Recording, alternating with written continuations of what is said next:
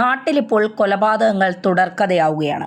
വീട്ടിൽ നടക്കുന്ന പ്രശ്നങ്ങൾ വരെ ഒടുവിൽ അരുംകൊലയിലേക്ക് ആണ് എത്തുന്നത്. അതുപോലൊരു ഞെട്ടിക്കുന്ന സംഭവമാണ് ഇപ്പോൾ ഉത്തർപ്രദേശിൽ നിന്ന് പുറത്തുവരുന്നത്.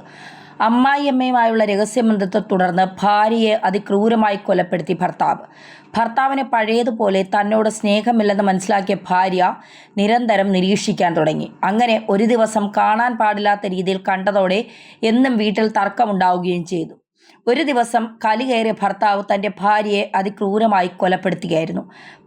മാതാവുമായി അവിഹിത ബന്ധത്തെ തുടർന്ന് ഭാര്യയെ കൊലപ്പെടുത്തി ക്രൂരത അരങ്ങേറി.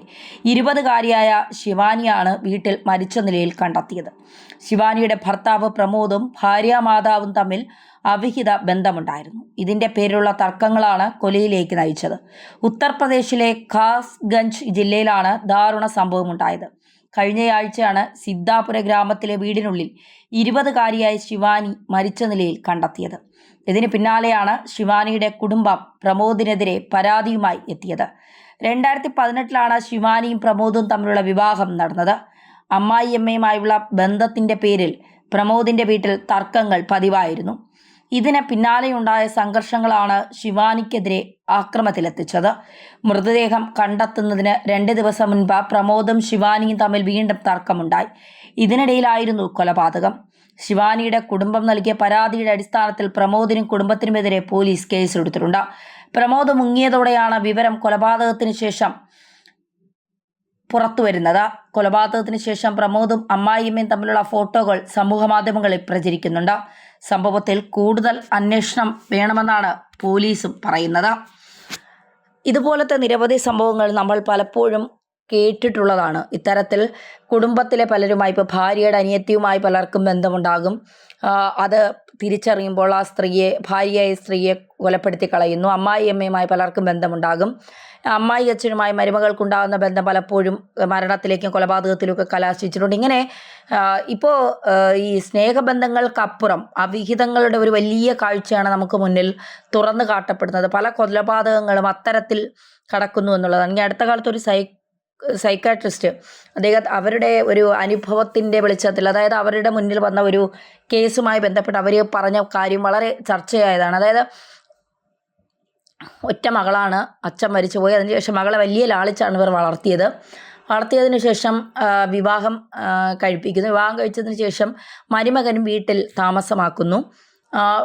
മരുമകനും വീട്ടിൽ താമസമാക്കിയതിന് ശേഷം വല്ലാത്തൊരു സ്നേഹം മരുമകനും അമ്മായിയമ്മയും തമ്മിലുണ്ടാകുന്നു. അതായത് ഒരു അമ്മയും മകനുമായിട്ടുള്ളൊരു സ്നേഹമാണ് ഉണ്ടായിരുന്നത്. എന്തിനും മകളെക്കാൾ കൂടുതൽ മരുമകനെ ആശ്രയിക്കുന്നത് അമ്മയാണ്. ആഹാരം കഴിക്കുന്ന കാര്യത്തിലും വസ്ത്രം എടുത്തു കൊടുക്കുന്ന കാര്യത്തിലാണെങ്കിലും പോകുന്ന സമയത്ത്, വീട്ടിൽ നിന്ന് ഇറങ്ങുന്ന സമയത്ത്, യാത്ര പറയാനുമൊക്കെ, തിരിച്ച് ജോലി കഴിഞ്ഞ് വരുമ്പോഴുമൊക്കെ അമ്മയും മകനും എന്നുള്ള ഒരു വലിയ സ്നേഹം. മകൻ വീട്ടിൽ അമ്മയില്ലാതെ വളർന്ന ഒരു മകനാണ്. അപ്പോൾ തീർച്ചയായിട്ടും അത്തരത്തിലുള്ള ഒരു അടുപ്പം അമ്മയുമായി ഉണ്ടാകും എന്ന് കരുതിയതാണ്. പക്ഷേ ആ ബന്ധം പിന്നീട് വളർന്ന് പല തരത്തിലേക്കും നീങ്ങി എന്നാണ് അവർ പറയുന്നത്. ഈ മകളാണ് ഈ ആശുപത്രിയിൽ ഡോക്ടറെ കാണാൻ എത്തുന്നതും പിന്നീട് അമ്മയുമായി ഡോക്ടർ സംസാരിക്കുമ്പോഴാണ് ഇക്കാര്യങ്ങളൊക്കെ പുറത്തു വരുന്നത്. അതായത് ആദ്യമൊന്നും മകൾക്ക് സംശയം തോന്നിയിരുന്നില്ല ഒരു അമ്മയും മകനും തമ്മിലുള്ള ദൃഢമായ ബന്ധം എന്നാണ്.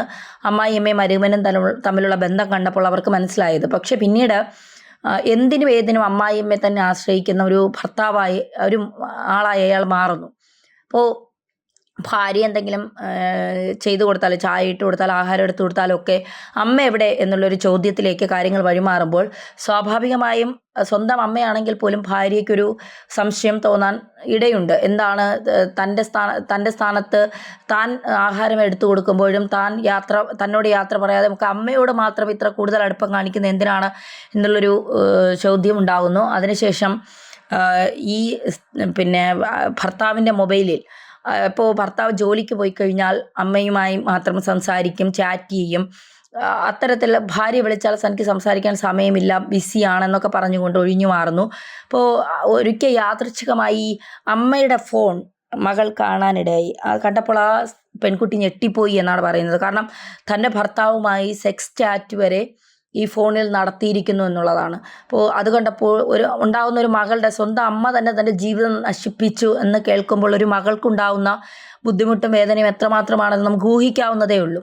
തീർച്ചയായിട്ടും ഈ കുട്ടി ക്ക് പറയാൻ കാരണം അമ്മയാണ് തൊട്ടടുത്ത് നിൽക്കുന്ന തൻ്റെ ജീവിതം ഇല്ലാതാക്കിയ ഒരു സ്ത്രീ ഉണ്ടാകുമ്പോൾ ഒരു മകൾക്കുണ്ടാകുന്ന വേദന എങ്ങനെ പ്രകടിപ്പിക്കണമെന്ന് പോലും അറിയാതെ കുറേ കരഞ്ഞു തീർക്കുന്നു. അതിനുശേഷം സംസാരിക്കുന്നു. പിന്നെ ഈ കുട്ടിയുടെ മാനസിക നില തന്നെ തെറ്റുന്നു. ഈ കുട്ടി ഇത് കേരളത്തിൽ നടന്ന സംഭവമാണ്. ഈ കുട്ടി പിന്നീട് ഡോക്ടറുമായി സംസാരിക്കാൻ ആശുപത്രിയിലേക്ക് വരുന്നു, അമ്മയും ഭർത്താവിനെയും കൊണ്ട്. പിന്നെ അതിനുശേഷം ഈ കുട്ടി കാര്യങ്ങൾ ഡോക്ടറോട് പറഞ്ഞതിന് ശേഷം പിന്നീട് അമ്മയുമായിട്ടാണ് ഡോക്ടർ സംസാരിക്കുന്നത്. അമ്മയുമായി സംസാരിക്കുമ്പോൾ അമ്മ പറഞ്ഞിരുന്നത് ആദ്യം മകനോടുള്ള ഒരു സ്നേഹം തന്നെയായിരുന്നു. പിന്നീട് ചെറുപ്പത്തിൽ തന്നെ ഭർത്താവ് മരിച്ച ഒരു സ്ത്രീയാണ് ഈ അമ്മ. അപ്പോൾ സ്വാഭാവികമായും ഒരു കെയറിങ്ങും, പെട്ടെന്നുണ്ടാകുന്ന ഒരു കെയറിങ്ങും ഒരു ചേർത്ത് പിടിക്കലും ഒക്കെ അവരെയും തൻ്റെ മകളുടെ ഭർത്താവ് എന്നതിലപ്പുറം തനിക്ക് വേണ്ടപ്പെട്ട ആരോ ആണ് എന്ന തരത്തിലേക്ക് ആ ബന്ധം മാറി എന്നാണ് പറയുന്നത്.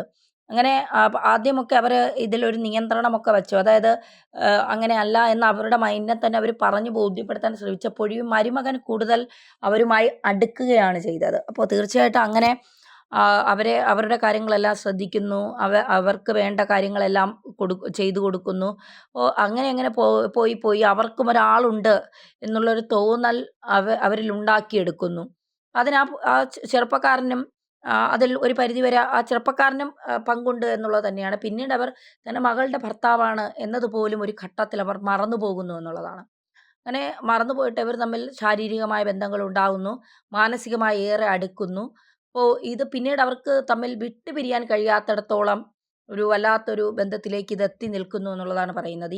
ഈ പെൺകുട്ടി ഇത് അറിഞ്ഞ ശേഷം മറ്റൊരു വീട്ടിലേക്ക് താമസം മാറുന്നു. പക്ഷെ എങ്കിൽ പോലും ഇവർക്ക് മകൾ എന്നതിനപ്പുറം മരുമകനില്ലാത്ത ഒരു ജീവിതം ചിന്തിക്കാൻ കഴിയുന്നതിനപ്പുറമാണ് എന്നാണ് പറയുന്നത്. അവിടെ കൊലപാതകങ്ങളോ മറ്റു കാര്യങ്ങളോ ഒന്നും നടന്നിട്ടില്ല. കാരണം ആ പെൺകുട്ടി സമയോചിതമായി പെരുമാറിയത് കൊണ്ട്, അവൾ കാര്യങ്ങൾ തിരിച്ചറിയാൻ കുറച്ചുകൂടി പക്വമായ ഒരു നിലപാട് സ്വീകരിച്ചത് കൊണ്ട് കൗൺസിലിംഗ് ഒക്കെ നൽകി പിന്നീട് ഈ അമ്മായിയമ്മയും മരുമകനും കാണാത്ത തരത്തിലേക്ക് കാര്യങ്ങൾ കൊണ്ടെത്തിച്ചുകൊണ്ടാണ് ജീവിതമാണ്. ആ പെൺകുട്ടിക്ക് ഉൾക്കൊള്ളാൻ കഴിയുന്നതിലും അപ്പുറമായ സംഭവങ്ങളാണ് സംഭവിച്ചിരിക്കുന്നത്. സ്വാഭാവികമായും ഉണ്ടാകുന്ന വേദനകൾ എത്രയാണെന്ന് നമുക്ക് നന്നായിട്ടറിയാം. അപ്പോൾ അത്തരത്തിൽ ചില കാര്യങ്ങൾ നടക്കുന്നുണ്ട്. അപ്പോൾ ഇതുപോലെ ഈ പിന്നെ പല കുടുംബത്തിലും പ്രശ്നങ്ങൾ ഉണ്ടാകുന്ന ഇങ്ങനെയൊക്കെയാണ്. ഭർത്താവിൻ്റെ ചേട്ടനുമായി ഭാര്യയ്ക്ക് ഉണ്ടാകുന്ന ബന്ധം, അനിയത്തിയുമായി ഉണ്ടാകുന്ന ബന്ധം, അമ്മായിയച്ഛനുമായി ഉണ്ടാകുന്ന ബന്ധം, അമ്മായിയമ്മയുമായി മരുമകനുണ്ടാകുന്ന ബന്ധം, പിന്നെ അല്ലെങ്കിൽ കുടുംബത്തിൽ തന്നെ ആരെങ്കിലുമൊക്കെയായി സ്ത്രീകൾക്കും പുരുഷന്മാർക്കും ഉണ്ടാകുന്ന ബന്ധം.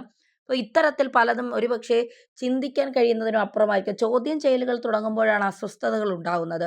ചെയ്ത തെറ്റ് ബോധ്യപ്പെടുത്തുന്നതിനേക്കാൾ അത് ചോദ്യം ചെയ്യുമ്പോഴാണ് ഇവരെയൊക്കെ വല്ലാതെ അസ്വസ്ഥപ്പെടും. ചോദ്യം ചെയ്യാൻ പാടില്ല, തെറ്റ് ചെയ്തു അത് കഴിഞ്ഞു, പിന്നീട് അതിനെക്കുറിച്ച് ചോദ്യങ്ങൾ ചോദിക്കാൻ പാടില്ല എന്നുള്ളതാണ് പലരുടെയും ഒരു മാനസികാവസ്ഥ എന്ന് പറയുന്നത്. അവർ ആ സമയത്ത് അവരുടെ എന്താ പറയുക, എല്ലാ സുഖങ്ങളും അവർ നേടിക്കഴിഞ്ഞു. അതിനുശേഷം പിന്നീട് ചോദ്യം ചെയ്യാൻ പാടില്ല. ചോദ്യം ചെയ്താൽ പിന്നെ അവർക്ക് സമാധാനമില്ല. അത്തരത്തിലുള്ള കാര്യങ്ങളിലേക്ക് അവർ പോയി ഇത്തരം കൊലപാതകങ്ങളിലേക്ക് എത്തും. ഇതാണ് ഇപ്പോൾ കണ്ടുവരുന്ന സ്ഥിതി എന്ന് പറയുന്നത്.